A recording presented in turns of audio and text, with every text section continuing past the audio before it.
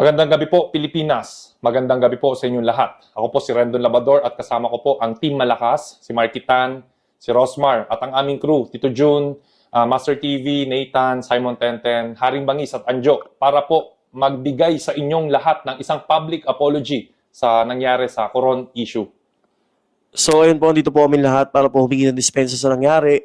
Alam po namin, mali po yung ginawa namin. Sumobra po kami sa action sa nagawa namin. And humingi po kami ng dispensa, gawa ng nagpadang kami sa emosyon. Tao lang din po kami, nagkakamali po kami. And ina-admit naman po namin yung pagkakamali namin. Ayun po, pasensya na po kay Ma'am Jo sa munisipyo at lalong-lalo na po kay Mayor. At syempre po sa bayan po ng Coron, Palawan. Sorry po talaga na parang pinost ko na never again Coron. Hindi ko po sinasadya na i-generalize po kayo.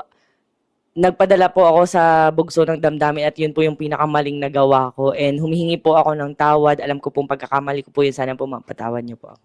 At gusto ko rin pong linawin na pumunta po kami doon sa munisipyo bilang hindi isang celebrity, hindi bilang isang influencer, at hindi bilang, lalo na, hindi bilang Rendon Labrador, Rosmar, or Marky Tan na nagreklamo. Pumunta po kami doon dahil bilang isang Pilipino, simpleng tao na nasaktan sa nangyari dahil sa isang comment ng isang public servant. At kami po ay nagpapakababa sa inyong lahat na susubukan po namin na baguhin kung ano man po yung pagkakamali namin, kung sumobra man po kami. At tingin po namin na ito po ay magiging lesson sa amin as a team. At we will be better, babawi po kami. At hindi po ito magiging hadlang sa advocacy namin na makatulong at makapagbigay ng inspirasyon sa lahat po ng taong nangangailangan. Ang Team Malakas po ay magpapatuloy at hindi po kami titigil sa pagbibigay ng kasiyahan, charity sa tao. Sa mga tao nasaktan po, sana po patawad nyo na po kami. At tungkol naman po dun sa sinasabi po na gusto raw po kaming i-persona non grata sa Coron, Palawan. Ayun po, Mayor, kung tingin niyo po na yun po yung magiging patas na desisyon para sa nangyari at kung yun po yung parusa sa nagawa po namin, ayun, humihingi po talaga kami ng tawad. Pero kung tingin niyo po yun po talaga, maluwag po namin tatanggapin.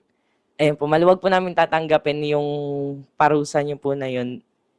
Ayun, bottom line po, yun, Ma'am Jo, pasensya na kung naging ganun ang aking aksyon, kung napasobra man, at mga tao sa munisipyo, kung naramdaman nyo po na disrespect ko po kayo, at lalong-lalo na po sa mahal nating Mayor. Mayor, wala po akong masamang intensyon para kayo po ay i-disrespect. Nirespeto ko po kayo bilang leader ng Coron. At saludo po kami sa lahat po ng inyong nagawa. At sana, Mayor, kung makakarating man po sa itong video na to, ako na lang po sana ang tatanggap na persona non grata dahil nakita ko po ang sinseridad ng mag-asawang Nathan at Rosmar sa pagtulong. Sana po ako na lang po ang bigyan ninyo ng persona non grata. At hiling ko po na sana kung ito man po ay maging matutuloy, gusto ko pong hilingin sa inyo, Mayor, na sana bigyan nyo pa po ako ng huling pagkakataon na makadalaw sa Coron dahil po napangako ko po sa aking pamilya na ipapasyal ko po sila sa Coron para makita ko po sila maging masaya. So yun, Mayor. Maraming salamat po.